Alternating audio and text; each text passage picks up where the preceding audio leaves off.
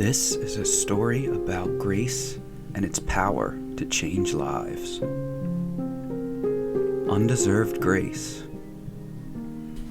A cold drizzle beat down upon the high concrete walls of White Cliff Correctional, droplets coursing along the razor wire like tiny rivers of rain. At the prison gate stood Julian, newly released after years behind bars. His breath trembled in the damp morning air. A gray duffel weighed heavily on his shoulder, though not as heavily as the guilt coiled inside his chest. Far above, in an unseen realm, Uriel, the angel, watched with keen, patient eyes. Opposite him, the demon Belial hovered, wearing a crooked smile if assured he had already won. They had contended for countless souls through the centuries, but now both focused on Julian, whose rap sheet spoke of theft, assault, and even darker acts no judge had ever discovered. Uriel recognized a flicker of hope within Julian, a spark left by a battered Bible read behind bars. Belial sneered at such optimism. Yet the angel believed in grace, a force that could shatter even the fiercest condemnation. On the first day of freedom, Julian trudged through the puddles and city smog in search of work. He approached a construction site where the foreman offered a dismissive scowl. "Don't hire felons, nothing personal," the man said, turning away. Julian swallowed bitterness. Belial slithered closer, eyes gleaming. "Turn back to your old ways," the demon hissed. "Your gang will surely welcome you back." Uriel cast a sharp glance at Belial. "You speak too confidently, Belial. Don't forget what undeserved grace can do. Christ laid its foundation for all, even for the worst of sinners." The demon bared his teeth. "Grace? Ha!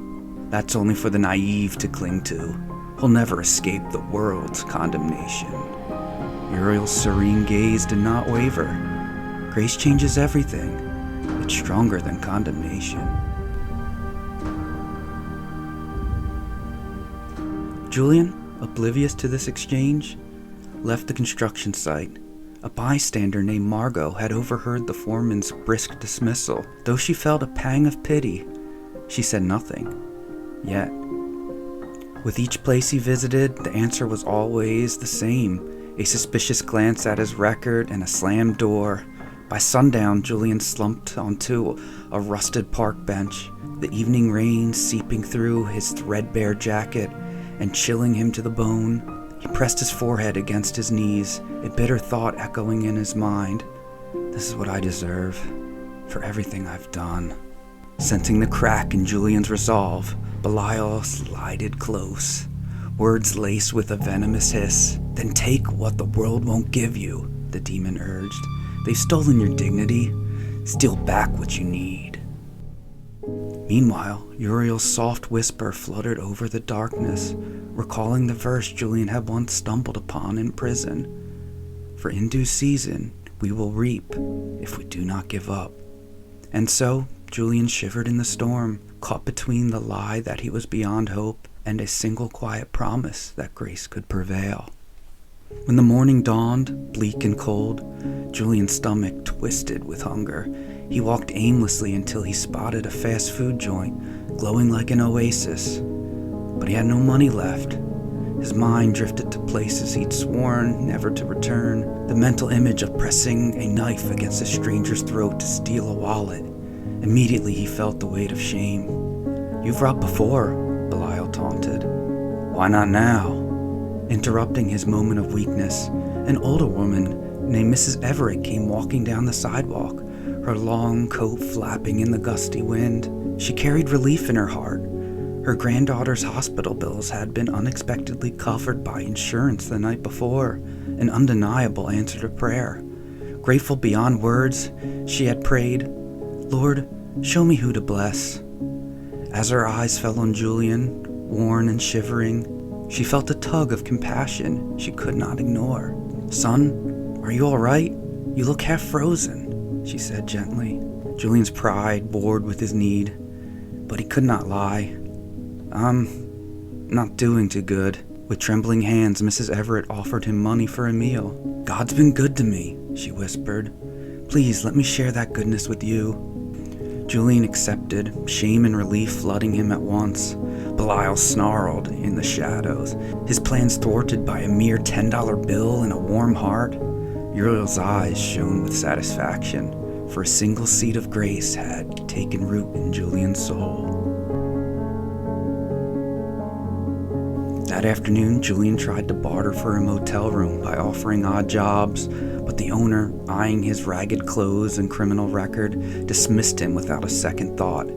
Rain pelted the cracking pavement as emptiness twisted in his gut. Another slammed door, another reminder he was still labeled a criminal. For a moment, he wondered if being good was even worth it. A dark whisper prodded him to return to his old ways, or at least he knew how to survive. Then, suddenly, a car pulled up. It was Margot, the woman from the construction site. Moments earlier, she had twisted the radio dial, only to hear static, until Uriel brushed his unseen hand across the air. The beloved hymn, Amazing Grace, suddenly broke through the static, resonating in Margot's heart. The gentle melody of Amazing Grace filled the car, and Margot felt the familiar ache of her own story, her own second chances, stirring within her chest. She glanced at Julian, drenched and defeated, and knew that someone once had reached out to her when she needed it most. Moved by the melody and the memory of Julian's plight, she rolled down her window. "I heard you got turned away," she said softly. "I manage an old shop that's empty for a few days before renovations. It's not much, but it's warm. You can stay if you want." Julian, stunned, asked, "Why help me?" Margot's cheeks flushed. "I don't know," she admitted. "I just felt I should."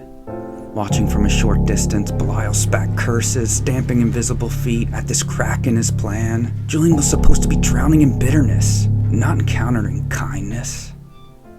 But now, under a leaky roof, scattered with paint cans and dust, Julian found a moment of respite. Days passed, and Julian continued seeking honest work. One afternoon, he nursed a cup of cheap coffee at a diner, his last coins gone.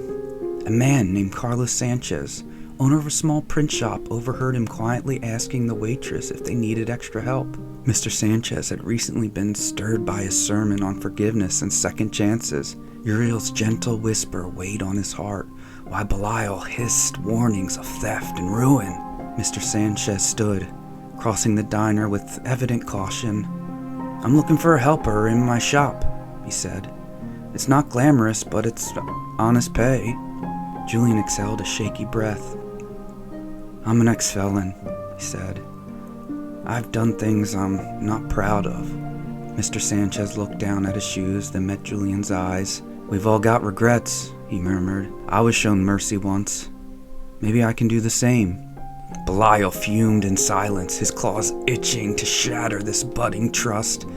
Yet Uriel glowed like an ember of hope, certain that grace had found its target. Julian's first days at the print shop felt surreal. The clattering machinery, the pungent smell of ink, the gentle hum of the roller press. This was worlds apart from prison. Mr. Sanchez took his time explaining each step, never raising his voice over mistakes, something he was not used to. One quiet afternoon, alone amid the clatter of machinery and the smell of fresh ink, Julian felt a suffocating shame creep into his heart. Guilt gnawed at him. He had received kindness he didn't deserve, and the thought of it nearly brought him to his knees. Seeking a lifeline, he reached for the battered Bible he'd been carrying from prison. With trembling fingers, he opened the Gospel of John, resting his eyes on a verse he had underlined long ago. "For God so loved the world that he gave his only begotten Son." And then he recalled another passage from Romans. "If you confess with your mouth Jesus is Lord, and believe in your heart, you will be saved." A lump rose in his throat. Could such mercy truly extend to a man like him? He remembered Mrs. Everett's kindness, Margot's shelter, Mr. Sanchez's offer. All these strangers had showed him grace he did not deserve. The notion stirred something deep within his spirit. Setting the flyers aside, Julian bowed his head, voice trembling. "Jesus, I believe you died for my sins. I need you to heal me. Please forgive me, he whispered. In that instant, Belial leapt forward, eager to reclaim his prey, but Uriel stood in the demon's path, wings spread like a living wall of light. The demon hissed, recoiling from the brilliance that now radiated from Julian's heart, a supernatural glow seen only by the angels. Uriel's voice rang clear. You forget the power of grace, Belial. Christ's sacrifice means everything. No sin is beyond redemption when the soul truly repents in his name. Unable to withstand the radiance, Belial retreated into the shadows, thwarted and furious. Julian, though unaware of this cosmic struggle, felt a profound calm envelop him. He sensed chains he carried for years loosen and finally fall away. Life did not transform overnight. Suspicious neighbors eyed Julian's criminal past. Guilt for unpunished crime still gnawed at him, yet each day brought a fresh dawn of hope. Freed from the weight of condemnation, he poured himself into honest work, determined to honor the grace he had received.